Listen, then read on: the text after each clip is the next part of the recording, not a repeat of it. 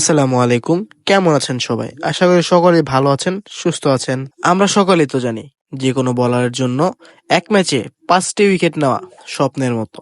কিন্তু কখনো কি শুনেছেন এক ম্যাচের মধ্যে 7টি উইকেট নেওয়ার কথা? হ্যাঁ, এই বিষয়টি হয়তো জেনে গিয়েছেন। তাসকিন আহমেদ বিপিএল এর একটি ম্যাচে নিয়েছেন 7 উইকেট।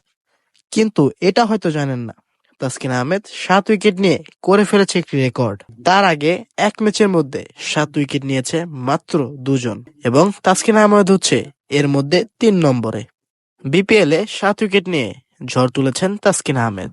তাসকিন আহমেদের 7 উইকেটের মধ্যে রয়েছে লিটন কুমার দাস, তানজিদ হাসান তামিম, শাহাদাত হোসেন দীপু এবং আলাউদ্দিন বাবু।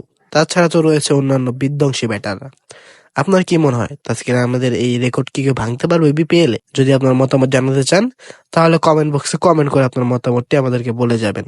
আর যারা আমার চ্যানেলটিতে নতুন তারা অবশ্যই দয়া করে আমার চ্যানেলটিকে সাবস্ক্রাইব করুন। ধন্যবাদ।